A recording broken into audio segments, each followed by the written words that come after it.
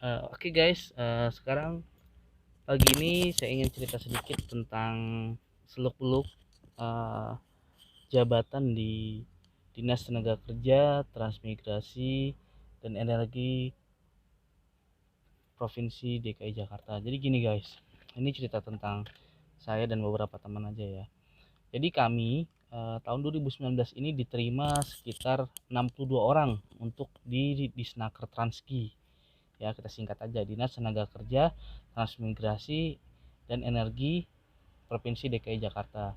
Dulu di Snaker aja, tambah lagi Transmigrasi jadi di Snaker Trans, tambah lagi di Snaker Transgi, Dinas Tenaga Kerja, Transmigrasi, dan Energi. Oke, jadi itu uh, kalau saya cerita sebelumnya itu kita berkoordinasi dengan 3 kementerian. Kementerian Tenaga Kerja itu sendiri, terus Kementerian uh, Pembangunan Desa Tertinggal dan Transmigrasi, kemudian Kementerian SDM itu. Nah, dari 62 orang ini kebetulan ada satu yang teman kita masih belum bisa hadir karena terkena Covid. Jadi dari tanggal 1 Maret kemarin sampai sekarang beliau belum bisa masuk. Semoga kedoaan bisa segera gabung dengan kita. Oke. Jadi SK, surat keputusan dari Badan Kepegawaian Daerah yang surat keputusan dari gubernur dikeluarkan oleh BKD, itu saya ditempatkan dengan jabatan ahli pertama pengantar kerja. Apa itu pengantar kerja? Jadi gini singkatnya.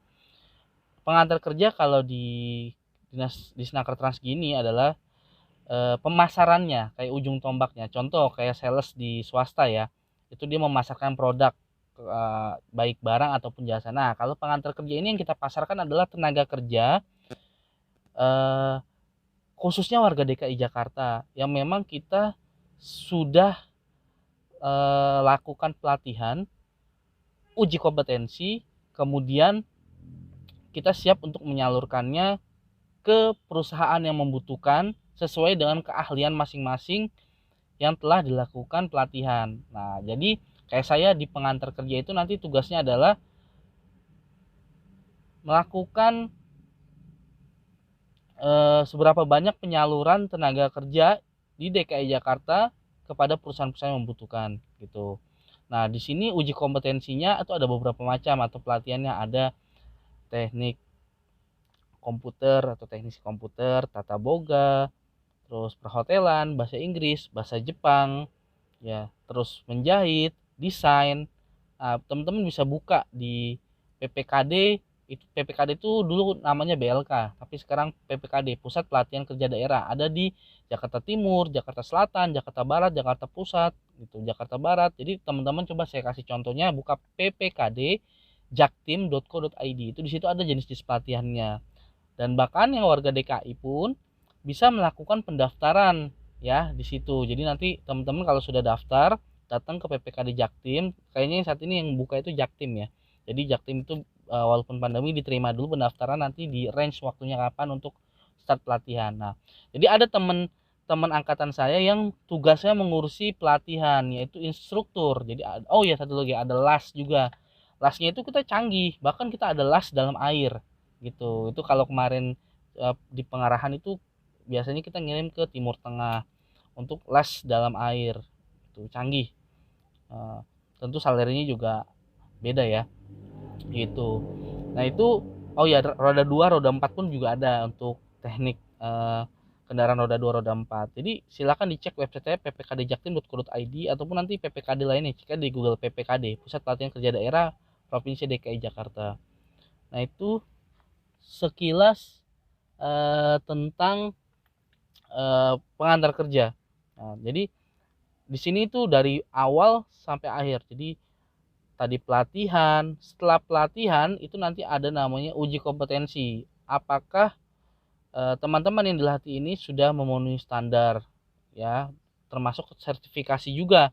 Mereka akan mendapatkan 2 sertifikat, satu sertifikat pelatihan itu sendiri dari kami, dan satu lagi dapat sertifikat dari BNSP gitu. Jadi dan ini pelatihan ini gratis. Nah, setelah yang dilatih ini warga DKI yang mendaftar dilatih diuji kompetensi, nah barulah saya tim kami pengantar kerja ini yang tugasnya adalah memastikan atau menjembatani Ya, menjembatan ini tidak pasti bisa 100% disalurkan, karena pasti kemampuan perusahaan ataupun perusahaan yang mempekerjakan tenaga formal itu tidak sebanding dengan pengangguran ataupun calon-calon pekerja. Makanya ya kami pengantar kerja harus pintar-pintar mencari informasi lowongan ataupun bekerja sama dengan perusahaan-perusahaan yang membutuhkan tenaga kerja tersebut, karena memang target dari DKI sendiri tahun ini sekitar 26.000 kalau nggak salah ya, 26.000 setahun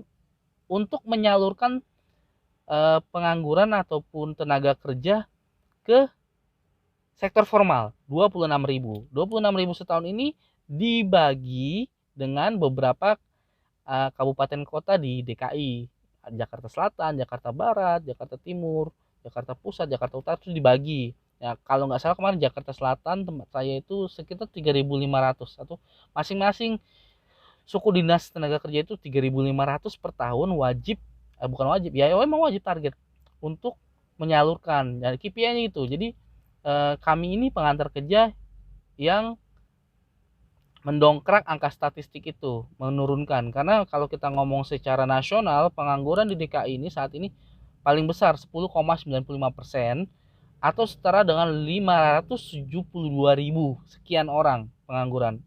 Itulah tugas Disnaker Transgi DKI ya. Kami ini yang baru angkatan 2019, tentunya dengan pengarahan dan arahan dari atasan sampai jajaran kepala dinas, kita bersinergi untuk bagaimana caranya membantu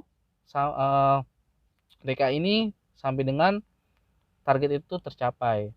Jadi memang tidak mudah, tapi insya Allah bisa, karena kita memang saat ini tenaga-tenaga CPNS baru ini setelah reformasi birokrasi bukan kaleng-kaleng ya, memang dari UI, dari UGM, dari perguruan tinggi yang memang rata-rata sudah bekerja, bahkan fresh graduate tidak terlalu banyak. Jadi artinya mudah-mudahan ini bisa sesuai dengan undang-undang dan kita melaksanakan undang-undang ya, karena memberi kerja itu kewajiban kita. Terus yang menarik, kalau cerita dari arah pengarahan dari kepala dinas, Pak Sekdis dan atasan itu, kita ini berada di sektor yang mulia. Kenapa? Karena kita melayani mereka ataupun kita mengurusi mereka dari mereka awal sampai mereka bekerja. Contoh, dari awalnya pengangguran ya, itu masalah perut ya, pengangguran. Kita latih mereka, kita berikan pembekalan skill mereka gratis gitu ya.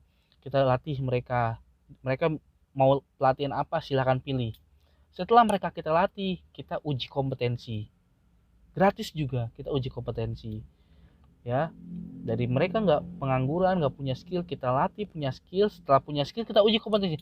Setelah mereka kita uji kompetensi ya, mereka kita salurkan insya Allah ya, kita jembatani dengan perusahaan ya, sampai mereka alhamdulillah bekerja ya.